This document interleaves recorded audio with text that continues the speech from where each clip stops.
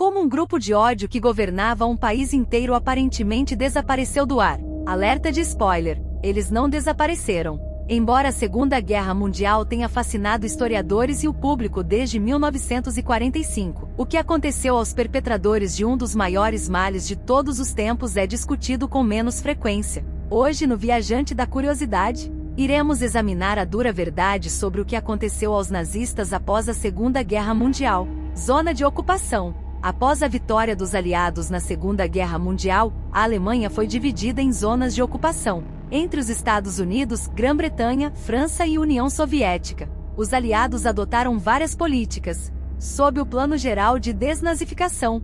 A desnazificação foi um plano implementado para livrar a sociedade alemã e austríaca do poder e da influência nazista.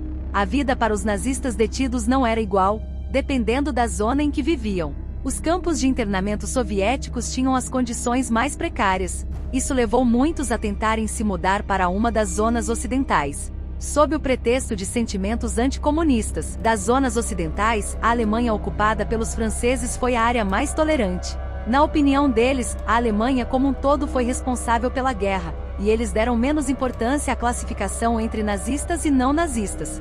Desnazificação. Nos 5 anos que se seguiram à guerra, cerca de 400 mil alemães foram detidos em campos de internamento, enquanto aguardavam possíveis penalidades. Isso parece muito no início, mas quando você considera que até 45 milhões de alemães na época eram membros ou apoiadores do Partido Nazista, faz parecer pouco. O problema com a desnazificação era de grande magnitude. Simplesmente havia alemães demais envolvidos para processar quem tinha feito o quê.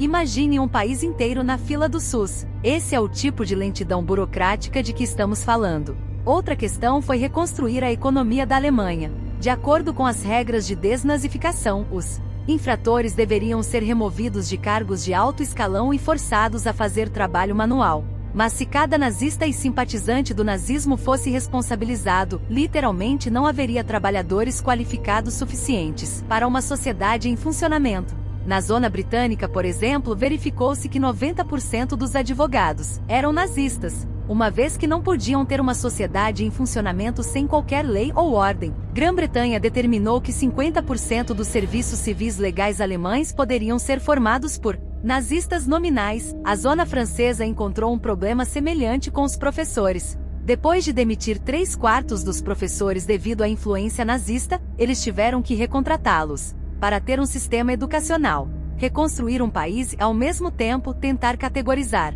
e penalizar um grande número de cidadãos culpados estava longe de ser um processo simples. Quando a desnazificação começou, Eisenhower, um general do exército na época, estimou que o processo levaria 50 anos. Mas em 1946, as potências aliadas entregaram as rédeas da desnazificação à Alemanha. Sim, a Alemanha agora estava encarregada de aplicar sua própria punição.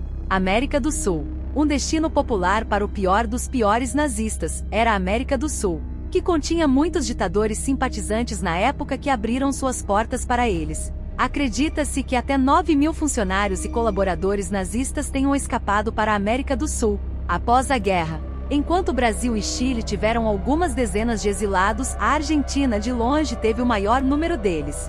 Juan Perón, o presidente argentino, era um grande fã do fascismo, especialmente depois de servir como adido militar na Itália no início da Segunda Guerra Mundial. Ele também buscou aumentar o poder de seu próprio país recrutando pessoas com especialização militar e técnica específica. Perón e seus funcionários do governo trabalharam para criar filas de ratos para a fuga nazista pelos portos da Itália e da Espanha. Ele também ajudou na falsificação de documentos para a saída do país. A maioria dos nazistas desceu o Pacífico usando passaportes falsificados da Cruz Vermelha, carimbados com vistos de turista argentino. Uma vez na Argentina, a maioria dos nazistas mudou de nome, por um tempo para se esconder, mas alguns voltaram a viver com seus nomes verdadeiros quando ficou claro que a Argentina não os extraditaria de volta para a Alemanha, mesmo que sua identidade fosse descoberta. Operação Paperclip.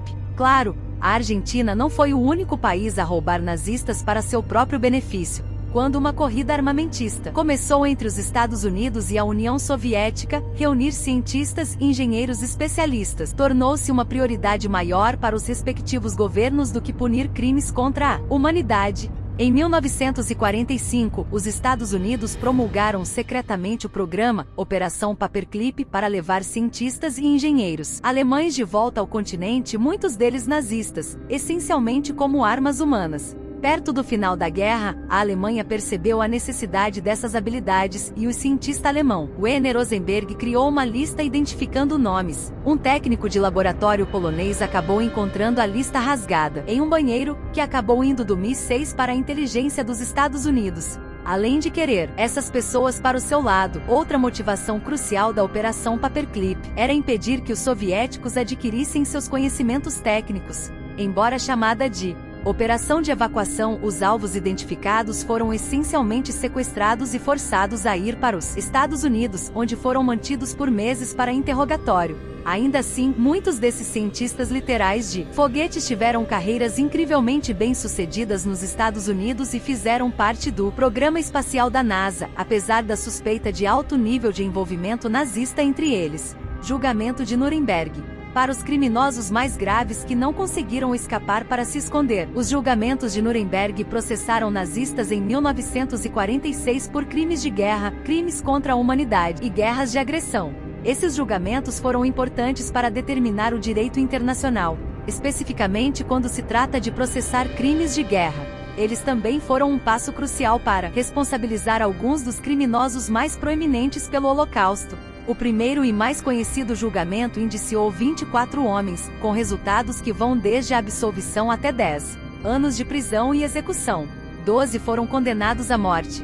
Embora os julgamentos representassem justiça para alguns, 12 homens que receberam pena de morte empalidecem em comparação aos milhões que morreram no Holocausto e ao grande número de perpetradores que nunca foram responsabilizados por suas ações. Alguns criticaram a legalidade dos julgamentos de Nuremberg, chamando-os de exemplo de justiça do vencedor e judicialmente inválidos. Outras críticas apontaram para uma hipocrisia das nações aliadas processando crimes contra a humanidade após não serem exemplos de boas ações em tempos de guerra. Depois que as potências aliadas desistiram de seus esforços de desnazificação depois de apenas alguns meses, a Alemanha foi incumbida do desafio, embora eles ainda estivessem ocupados por países aliados. Sem surpresa, a Alemanha adotou um conjunto de regras mais flexíveis quando se tratou de identificar e punir os nazistas. Qualquer pessoa nascida após 1919 era considerada lavagem cerebral e isenta de punição. Dos funcionários públicos que os Estados Unidos removeram dos cargos, 75% foram reintegrados, e para evitar ficar atolado no longo e incômodo negócio de julgamentos, 90% dos nazistas foram classificados como infratores menores.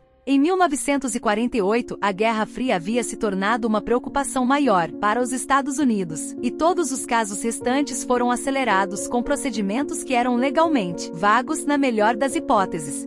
Em 1951, a desnazificação terminou e a ênfase mudou para o pagamento de indenizações às vítimas e suas famílias, de perdões e anistias promulgadas pelo governo alemão. Quase 800 mil pessoas foram libertadas de qualquer punição ou penalidade. Então, a Alemanha foi finalmente desnazificada? Na época, no Ministério da Justiça alemão, 77% dos altos funcionários eram ex-nazistas. No pós-guerra, alguns dos nazistas mais notórios conseguiram se esconder e mais tarde escapar da Alemanha. Enquanto alguns viveram vidas inteiras escapando de assassinatos em massa, outros grandes nomes foram capturados por caçadores de nazistas que apareceram para fazer justiça aos criminosos de guerra que viviam anonimamente. Adolf Eichmann, o mentor da solução final de Hitler e da rede de campos de concentração de Hitler, fugiu para Buenos Aires, onde trabalhou em uma fábrica automotiva da Mercedes-Benz e morou com sua esposa e 4 filhos. Foi só em 1960 que Eichmann foi capturado por agentes israelenses, drogando-o e o levando para fora da Argentina disfarçado de trabalhador de uma companhia aérea israelense,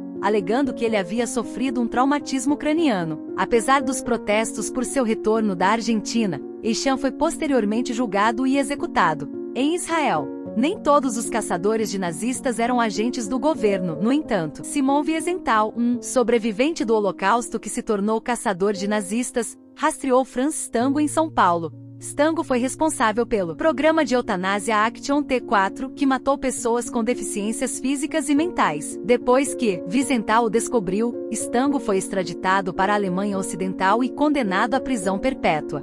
no final de 2019 nos Estados Unidos, Jacques Palisch foi deportado do país aos 95 anos. Um historiador do Museu Memorial do Holocausto dos Estados Unidos descobriu que Palisch serviu como guarda em um campo de trabalhos forçados durante a guerra, em vez de trabalhar na fazenda de seu pai, como afirmou em 1949. É uma triste verdade que nem todos os nazistas foram responsabilizados por seus crimes. A caça nazista já morreu, já que a maioria das pessoas vivas durante a Segunda Guerra Mundial já faleceu. Porém ainda existe vários de seus adeptos espalhados pelo mundo. Isso é tudo por hoje. Se você gostou desse conteúdo, deixe o seu like no vídeo e se inscreva no canal. E diga nos comentários que época ou evento histórico você gostaria que abordássemos na próxima vez.